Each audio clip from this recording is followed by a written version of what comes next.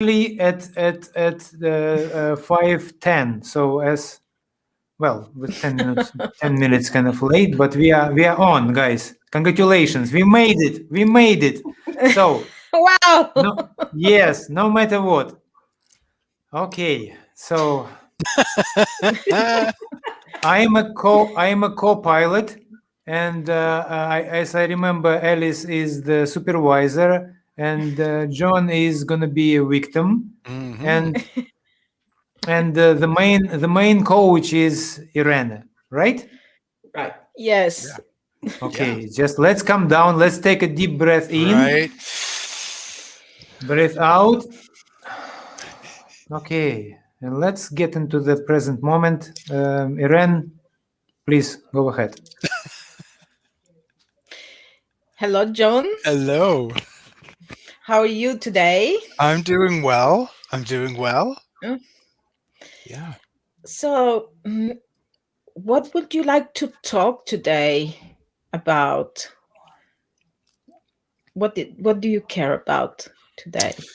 Yeah. So I've been thinking a lot about procrastination because I'm experiencing it, as I believe many people are. So I think this is probably relevant to a lot of people's lives. Um, and it was really interesting because I came across this starve the distraction and feed the focus. And I thought it was really powerful, to think of the idea of starving distraction and feeding focus. Like we talk in coaching sometimes, what are we feeding? You know what I mean? Sometimes this idea of two parts of us, and which one are we feeding? Is it the negative part maybe, or is it the positive part? And so it really struck me about using these words starve and feed. Um, and I think what's really interesting is when this came up, I was really feeling stuck, and I was really going like, why am I not doing certain things? And this is really interesting because when I took kind of a survey of how I was approaching things, there are some things that I will do freely, willingly, and then there clearly are those things that I just will find every distraction uh, so that I don't have the time. But I Mhm. think the important piece of this, and again, because I am trying to create awareness around this, is that I tap into how do I feel when I actually have to get to that task. Let's call it a task. Yes. And talk about the stress that goes on, right? Because the task still needs to get done. I've procrastinated, and now I feel like I'm back in high school and in college yet again, where I've waited to the last minute to do this task, and I'm stressed and I can't think clearly. And I can't, and if I have to write something, which is, one of these tasks that I'm talking about, where I need to write some things, if I'm in that state of mind, it is not going to be creative. It is not going to be the kind of work that I want to see happen. So it's a really fascinating cycle that I think so many of us fall into. And we end up waiting at the last minute because we've procrastinated with all these distractions that it changes our whole chemistry. That stress comes in. So anyway, so it's talking about this concept, around distraction, which is part of this procrastination, and ultimately how do we get to this place of focus, and is that really real? I mean, I don't know, so that's what I bring today, is this idea of Mhm. procrastination through distraction, and ultimately how do we get to a place where we can focus and get the task done. um, so yeah. Well, interesting. How in your way now, you could see that serves you to feed more the things that you have to do or do, and instead let go of this distraction? What do you need now?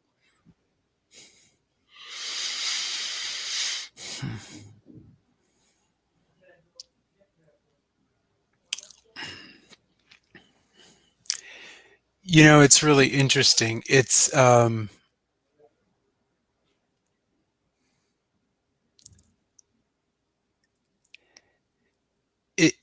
idea that, well, one, I think what happens is that I'm kind of going back again.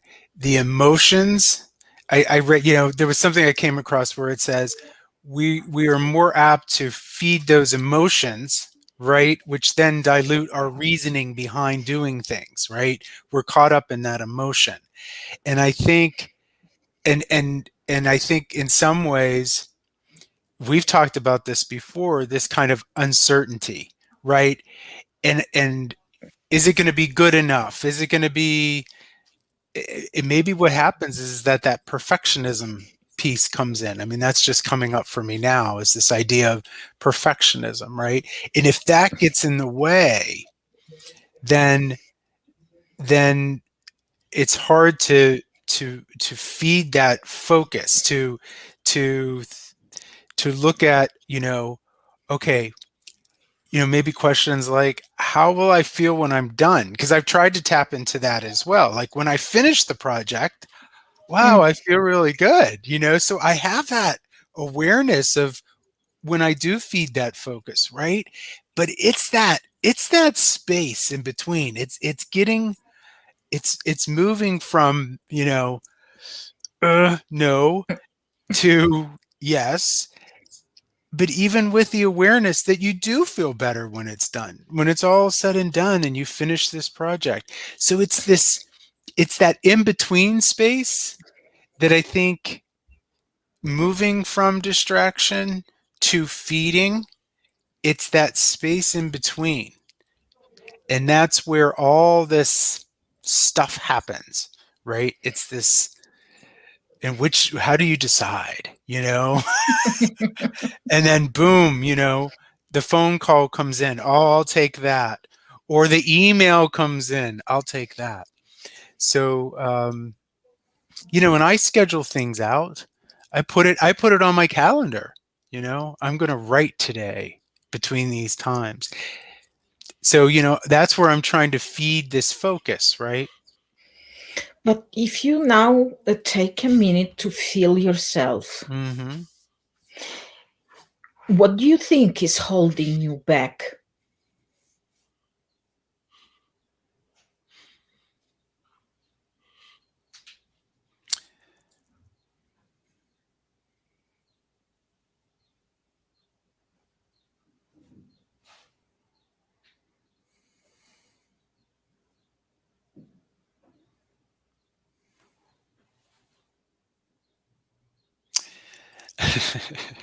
I'm thinking about a couple things that could be working on. And what's coming up for me is, which is very interesting, it's not going to be good enough. It's not going to be good enough. You know, it needs to be perfect.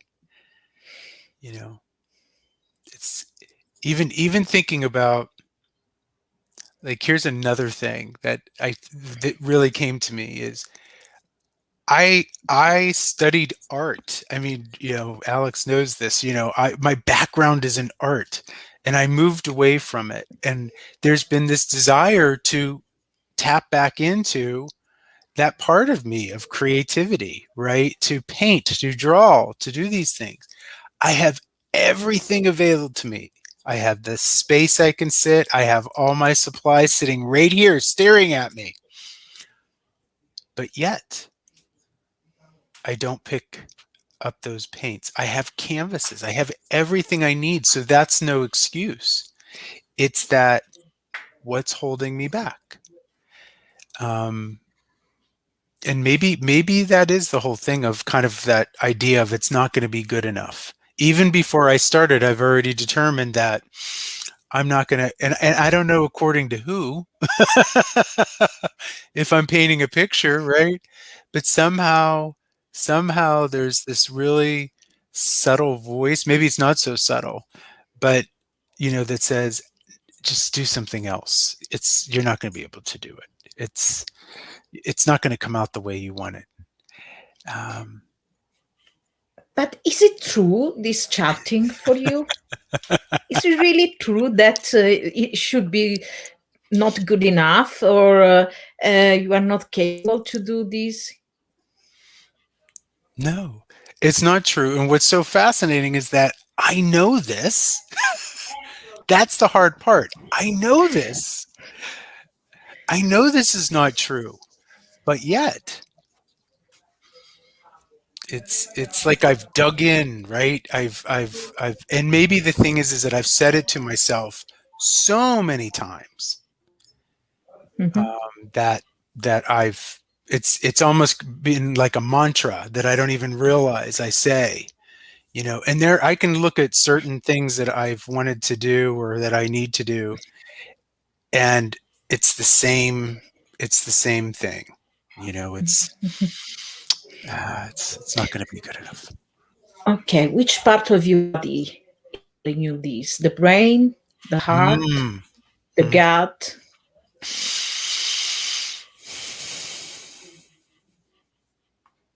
Mm.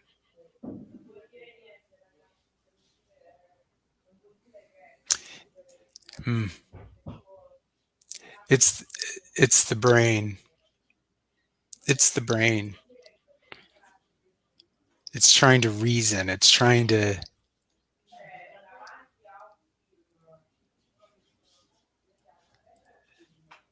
because go ahead. But if you go a little bit down Hmm. and you make a little journey into your heart, what Hmm. your heart tells you? My heart tells me that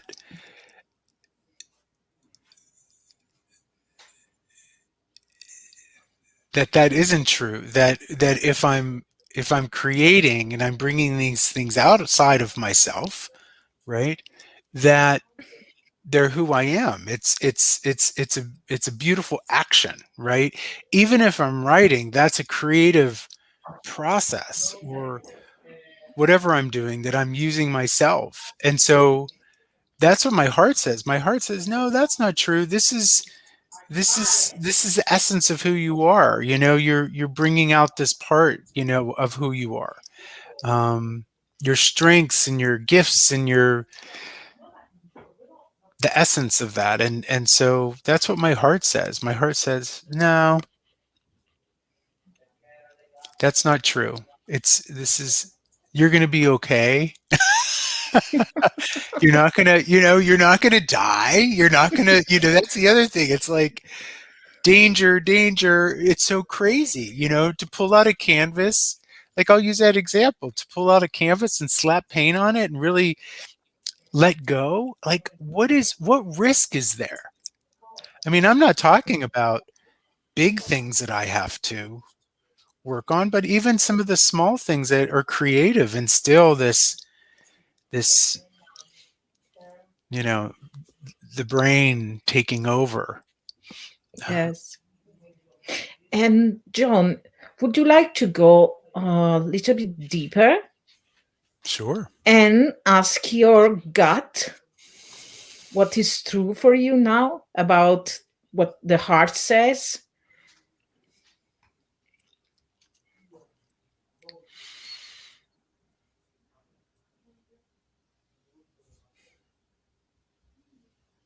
Hmm.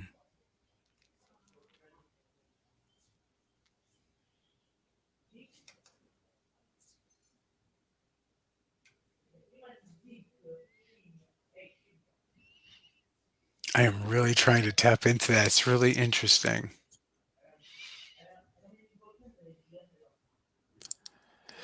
The gut, the gut still isn't sure. it almost feels like the gut's in between. It's still, there's still uncertainty, um, which is really interesting. Well, it's interesting because the gut sometimes is the part that move forward, allows you to move forward, Mhm. or you stay. And if you can relax yourself a little bit more, how looks like really make the truth of your heart come true. Which are the feelings, sensations, the images, whatever is in your mind?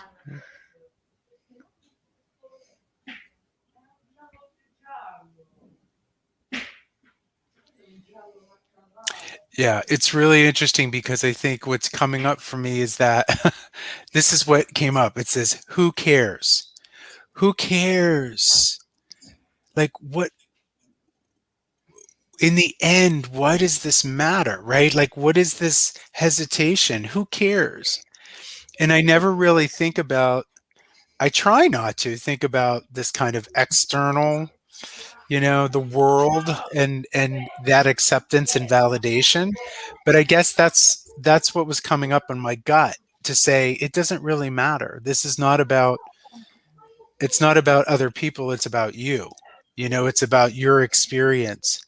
And again, I kind of know that in my head, but maybe that's the game that's being played. But my gut says, no, this isn't. This is for you. This is, and when you put it out there, okay, and maybe the gut is also saying, like, don't be afraid to fail.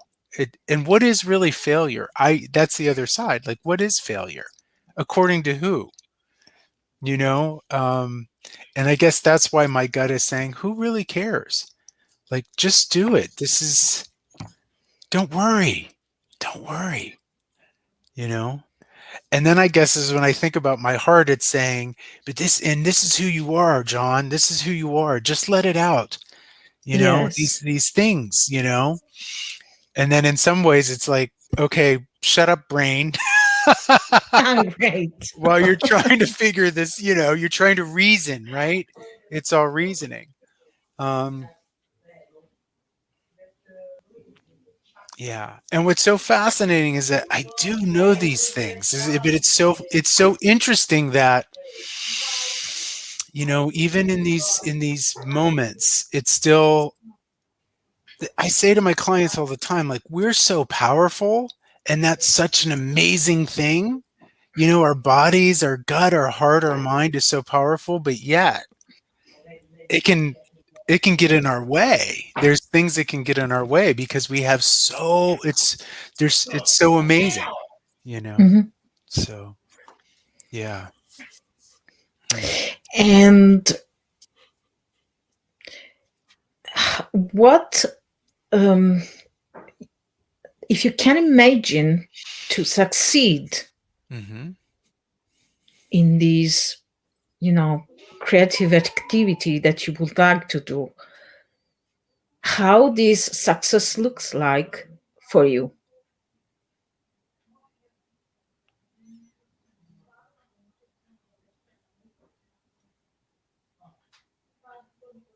Hmm.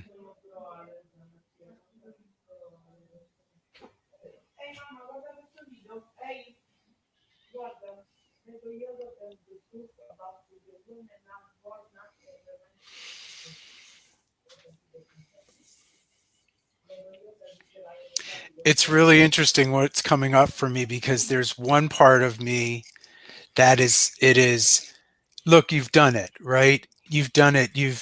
How you feel good, right? You've accomplished it, regardless of what it looks like, or what it sounds like. But it's so funny. And the other side of, I keep seeing the external world, right? and looking for that validation and for that thumbs up. And that's my resistance, because I don't want that. I don't need that. I don't want that. I don't need that any longer. And I guess that's the shift that's happening, because really the success for me is the excitement about having it done and completing it or doing it or being in the process of it. So maybe in some ways it's still breaking some of that old habit, that whole mental habit of, I Mm. mean, think I think about just my own personal experience, and this is similar to everybody else's. Mhm. When you're in the office where I used to be working, everything was about, kind of the external reward, right? Or the commentary on what you've done. It's about your performance. And even though I've been away from that for a while, it's amazing to me that that's still kind of in there. It was so part of my reality. We think about even being in school. You get it, your grades, you get an A, a B. It's all about effort. And so I Mhm. guess in some ways I'm still breaking some of those old habits, those kind of conditioning. Um, but again, there's that part of me that says, "Who cares? This is for you." And if you can expand this part of you that says, who cares? Hmm. Hmm. How would you like to expand now? So, what do you need to hear more from this part? Mm.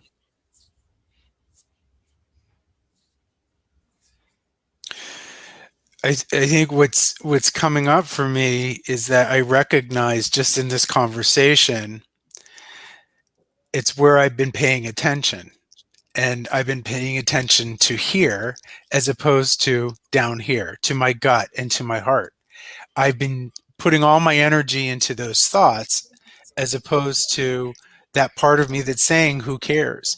And I think that if I put more attention and focus in that, I will hear that part of myself much more loudly, much more clearly. I mean, that's the real big thing that just came to me is, where have I been putting my attention? I've been Mhm. putting my attention in this reasoning brain, this conditioned brain, where if I put my attention to my gut, where it says, who cares? In your heart that says, John, just enjoy this. You're using that part of yourself that's creative. Um, and that's designing and formulating, you know, and it's also, and when I think about the brain, it's so future oriented. It's all the what if and what will happen. To me, it's tapping into this moment of saying, who cares? Just do it now. Just do it now. Don't wait. You don't need to wait. You don't need to worry. So again, it's, I think, shifting where I'm focusing my energy. And I realize I'm definitely not focusing my energy to my heart, and definitely not into my gut at all. And would you like to focus your attention on your heart and your gut? Yes, because clearly, and in some ways, when we think about feeding the focus, right? That to me is feed this part of me. It's starving this distraction up here and feeding that energy and that focus to those areas where it makes me feel lighter. It doesn't make me worry about, you know, um, what what the world has to say. You deal with that when you come to it, and I don't have to worry about that. It's that taking action part of it. So again, feeding that focus on this part of myself. Yeah. Great. How do you feel now, John? It's really funny because I'm feeling down here much more. Like I can see where my attention is. I'm less up here and I'm more into my body, which I get. I mean, I get this. I mean, I get this. Mhm. It's so funny, talking to my own clients, moving them into this space, but yet, you know, even as a coach and as a human being, we have to remind ourselves how to refocus and where am I going to feed that which is going to give me, um, that drive and that movement to move forward. So, yeah. Great. Now I let my Alex. co-coach. I think it's a little bit too late. I think we Yeah. already kind of concluding the whole session. I think we are wrapping it up. Yeah, John, just please try to formulate where you are now and what is your takeaway from the conversation. Yeah, I think my biggest takeaway is just essentially getting out of my head and to move into those spaces within myself, to understand that I can move this way, in from my gut into my heart. I know this to be true. It's just, constantly being reminded of that. And the fact that even in this moment, when Irene was asking me the questions and me going into those spaces, I felt more relaxed. I know that it will take time, and reminding myself to move into those spaces. But even the fact that I felt more relaxed and this idea of it doesn't matter, that external part, that this is coming from inside of myself, um, is just, it's very powerful. And it's yet another reminder of, again, where I place my focus and my energy. And, like I said, to the kind of the title, I want to feed this part of myself, my gut, my heart. I think the brain is important and those thoughts are important, but I've just solely relied on this part of myself and it hasn't served me well. So now moving it into these other spaces, I think will create that shift. Okay, so are you okay to stop at this point? Sure. Okay, congratulations, guys. You. So we concluded the session, and let's do the discussion. And yeah, so first of all, probably the client. So how was it for you, John, with the whole journey through the session? It was good because, again, even when I entered this conversation, I was taking it in a very like methodical, practical, very kind of reason oriented approach, right? Distraction, focus, very academic. And it's yet another example of when we can have these moments where we bring it into ourselves and we deal with our body and where we're feeling it, it changes it, it moves it from being, like I said, almost academic, and very kind of psychological, to how am I feeling in my body? Where do I feel it? What would it say? And it's powerful. And I think it's just, again, a reminder of the power that we have within ourselves. If we listen to ourselves, if we listen to these other spaces within ourselves, it can make a difference.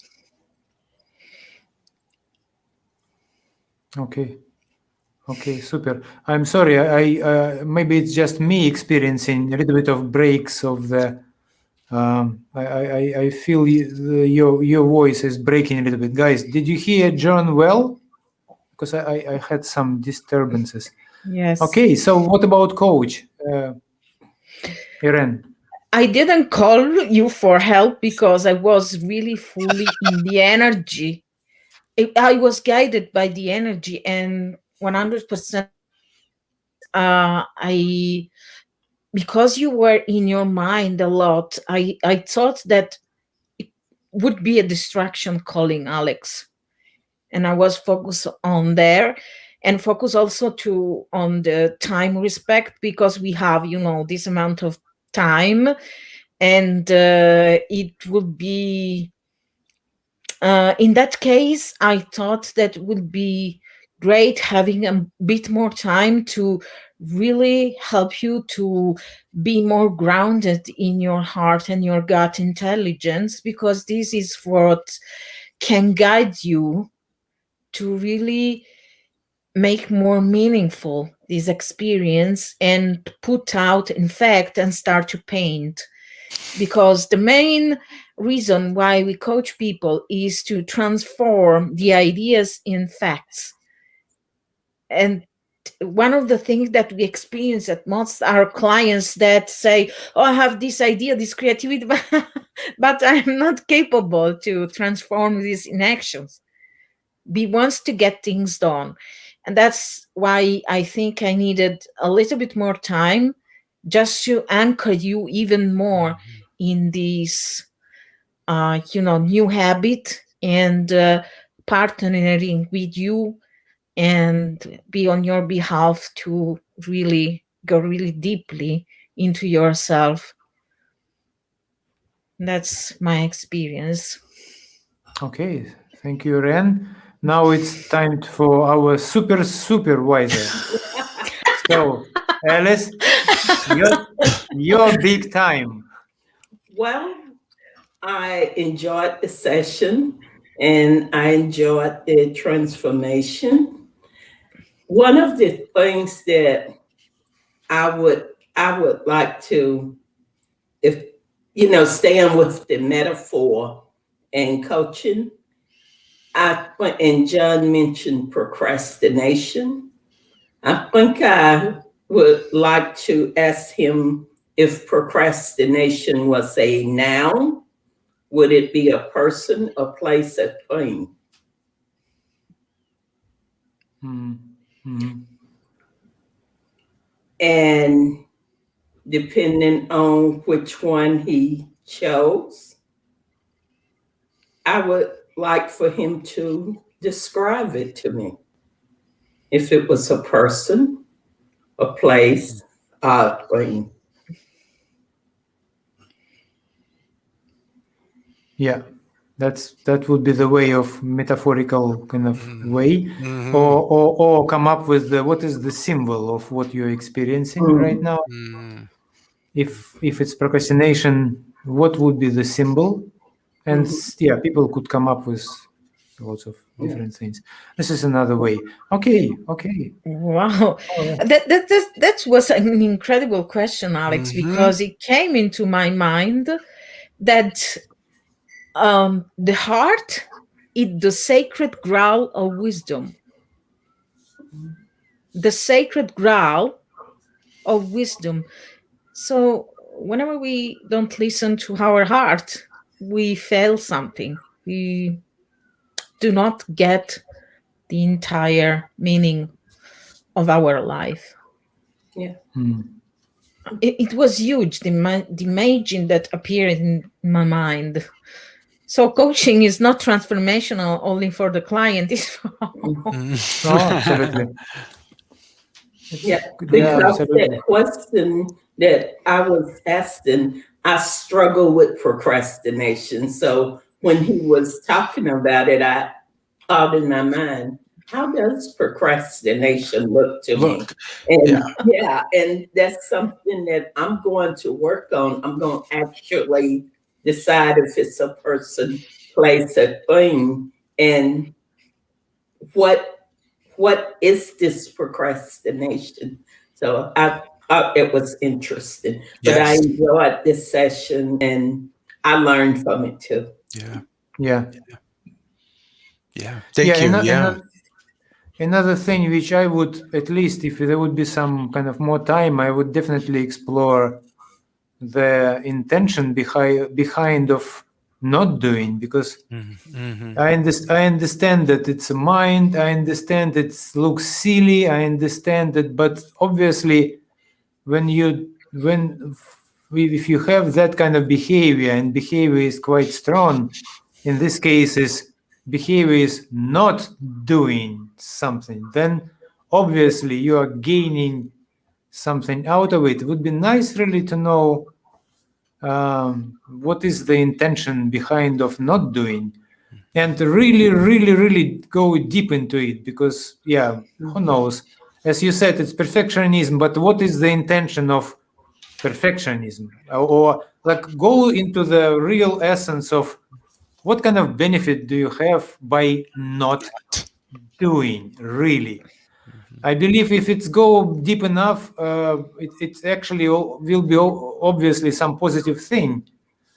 And maybe if we find the way how that positive thing can be accomplished by other means, then that part of you which persists of not doing maybe will be satisfied. I don't know, but it's just one of the things which I would be curious about, definitely. I had the same thoughts, Alex, because anytime we are so, committed and persistent, as you said, in some behavior, there is a very deep reason why we do or we don't do something. And to break exactly this behavior, it require, to having a session slower, let's say, with different kind of questions in order to lead to more awareness the clients and having more time. I think the exploration will be between 2 to 3 sessions usually. Well, but there are two sides from the, kind of on this coin, and you explored quite well the other part. Yes, the one which John was not very much aware about, heart and guts kind of area, and which actually whispering or maybe screaming that it doesn't matter, who cares. It was a conscious choice, Alex, because of the purpose of our demonstration, and it was just a second the time that I choose, do I explore this or do I do this? And I choose. Of course, there are many ways, how we could proceed. All right, so first of all, I would like to thank you all, and John, you in particular, thank you very much for bringing the topic and being open with your experiences. And Irene and our supervisor, Alice, thank you very much, and we'll talk next week. Probably bi-weekly. Yes, exactly. I remember last time we agreed that we are going to skip in 1 week. So in 2 weeks from now, we are going to meet on Tuesday and continue our live coaching sessions. Thank you very much, everyone. Thank you.